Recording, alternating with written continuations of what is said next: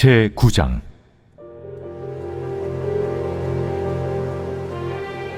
내가 보니 주께서 제단 곁에 서서 이르시되, 기둥머리를 쳐서 문지방이 움직이게 하며 그곳으로 부서져서 무리의 머리에 떨어지게 하라.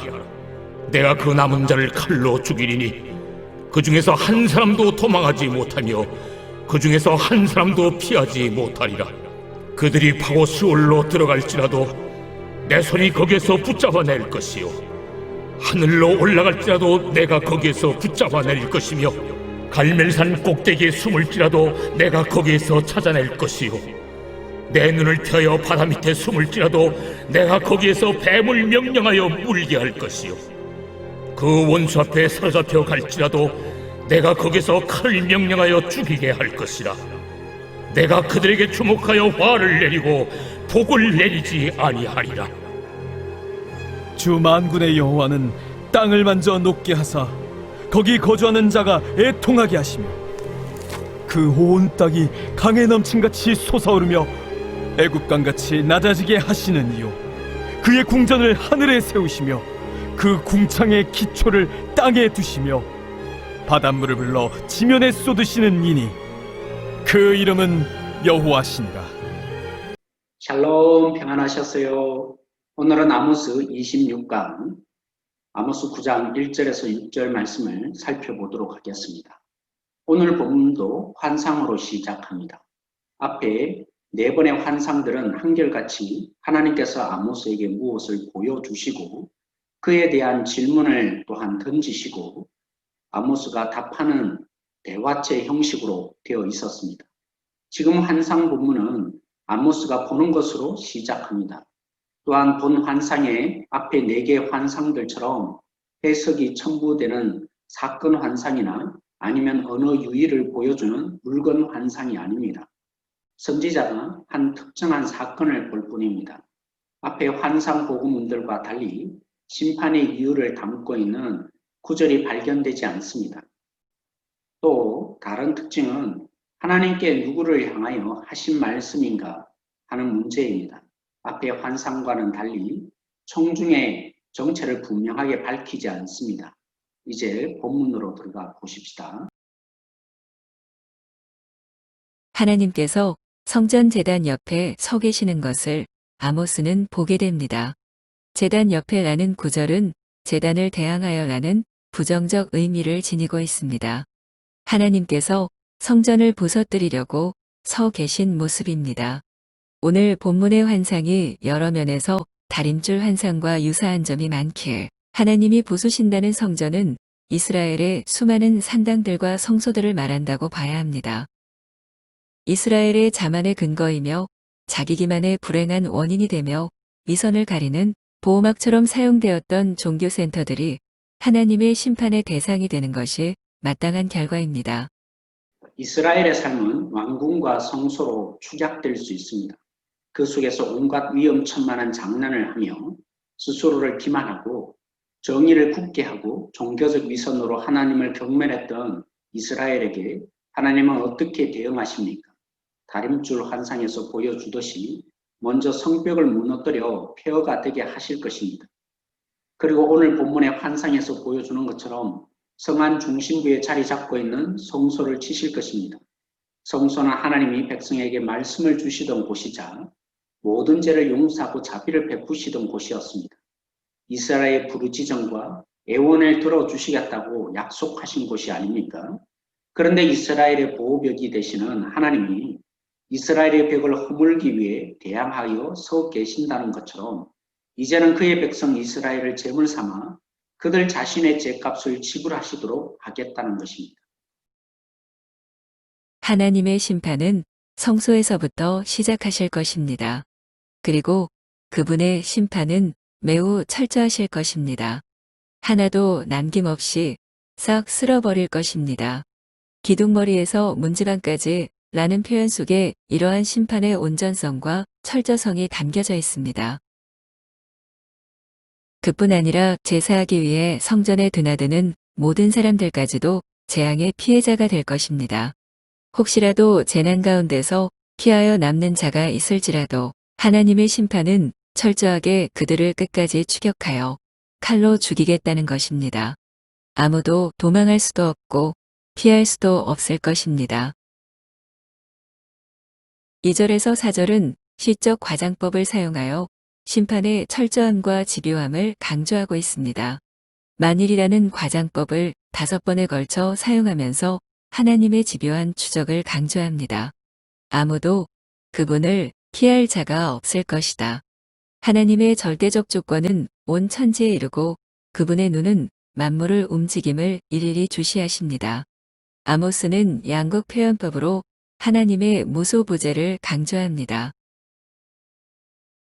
이스라엘인들의 사고에 의하면 수올이라는 음부는 일종의 우주적 무덤으로 사람이 죽으면 들어가는 지하 세계로 생각되었습니다. 사람들에 의해 잊혀지고 버림받은 상태 혹은 죽음이 지배하는 절망적인 상태를 가리키는 표현이 되었습니다. 수올과 하늘은 산자가 가는 곳이 아닙니다. 만일 그런 곳에 숨는다 해도 하나님이 찾아내신다는 것입니다. 높은 산과 깊은 바다에 관한 언급 역시 전체성을 표현하는 시적 기교입니다. 아무리 높고 깊은 산 중에 들어가 숨을지라도 아무리 깊은 바다 속에 들어가 피신한다 하더라도 하나님의 집요한 추적을 따돌릴 수는 없습니다. 바다의 괴물을 죽인 것은 바알이 아니라 하늘과 땅의 창조주이시며 홍해를 가르며 이스라엘을 구원해낸 구원자 여호와 하나님이시다라고 신앙을 고백하던 이스라엘에게 말합니다.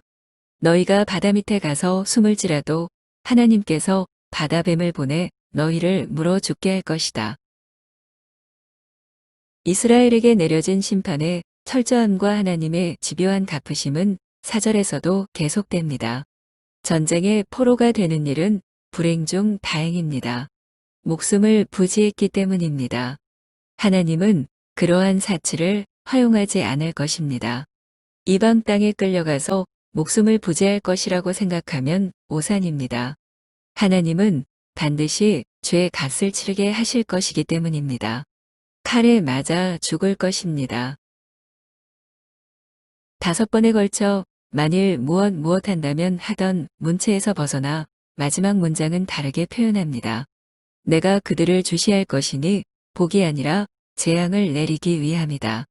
원래 주시한다는 표현은 호의를 베푼다는 의미였습니다.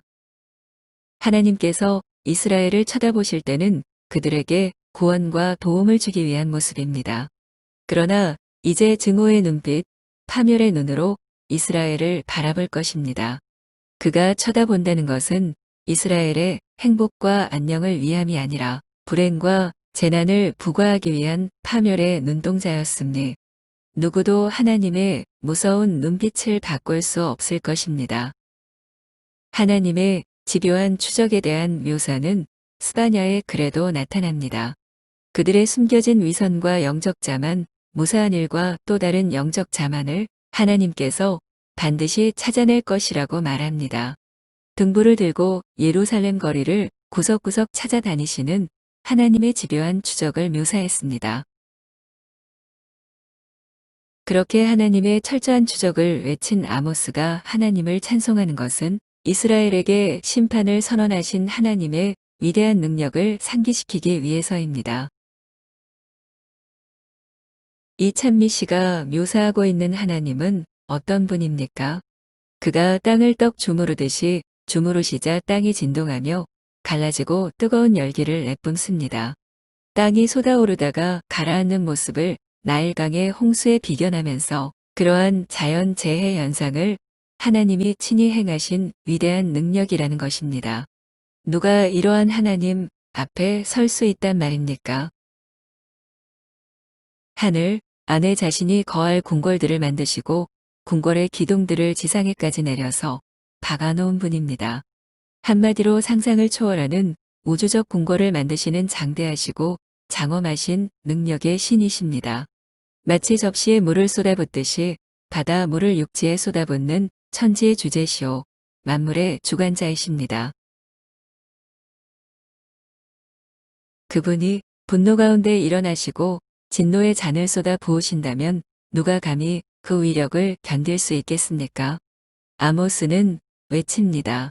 보라, 그분의 이름은 여호와로다. 더 이상 그분의 이름은 이스라엘에게 구원과 해방을 의미하지 않습니다. 이스라엘의 대적자 애굽 왕 바로를 치셨던 여호와라는 신이 이제는 자신의 백성 이스라엘을 치시기 위해 서신 것입니다.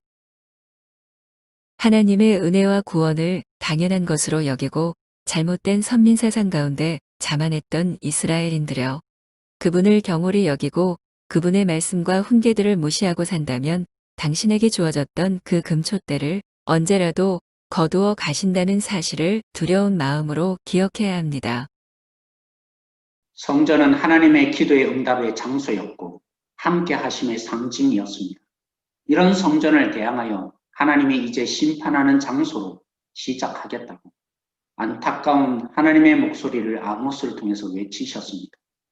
하나님이 함께하는 아브라함의 후손이니 절대로 망하지 않는다는 무사한 일의 신앙과 선민 사상을 향해 하나님은 절대로 그들을 잊지 않고 구원하시는 하나님이 아니라 그들의 죄를 잊지 않고 심판하신다고 하셨습니다.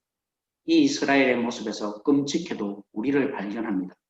죄의 용서는 죄에서 해방시켜 우리를 하나님의 자녀답게 살게 하는 것이 목적인데, 우리는 무슨 죄를 짓든지 형벌없는 용서받는 보증수표 정도가 되었습니다. 그러니 죄를 지으면서 또 용서를 구하면 되지 않겠느냐, 죄를 짓는 것을 정당화하는 죄 용서가 되었습니다. 예수님을 믿어 구원하는 것 맞죠? 이 진리가 소원 성취용이 되어버렸습니다.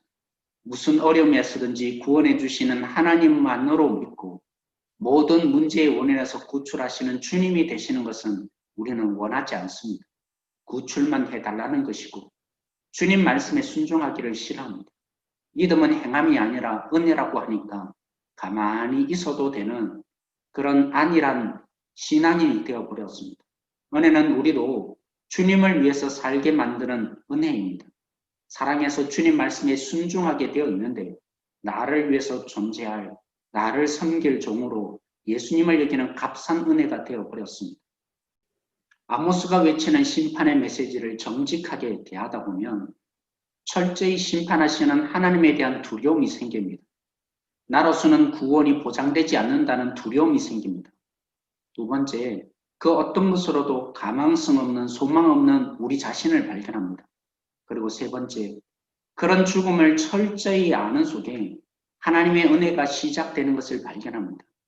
하나님은 우리가 생각하는 것보다 훨씬 거룩하시고 우리 자신은 우리가 생각하는 것보다 훨씬 형편없는 죄인임을 자각합니다. 거기서 복음이 시작되는 거죠. 305장 나 같은 죄인 살리신, 이 찬양의 3절에 이적건 내가 산 것도 주님의 은혜라, 또 나를 장차 본향에 인도해 주시리라. 사랑하는 성도 여러분, 하나님의 자녀라는 신분을 얻는데 오직 은혜였고 하나님의 희생이 있었는데, 그것만이 아니라 자녀답게 살아가는데도 하나님의 은혜가 작동함을 알게 됩니다.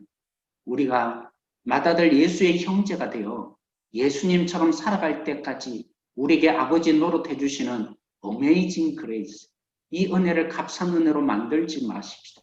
우리 함께 이 시간 기도하시겠습니다.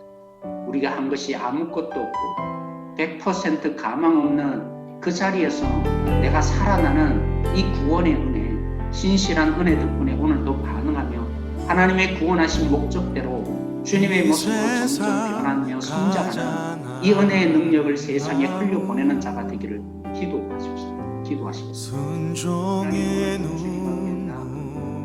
우리의 모습이 아모스 시대와 다르지 않습니다. 온 세상 다시 빛나게 한 우리만의 그 은혜, 생명의 눈물, 그가 이 땅에 오신 이유 죽어야 살게 되고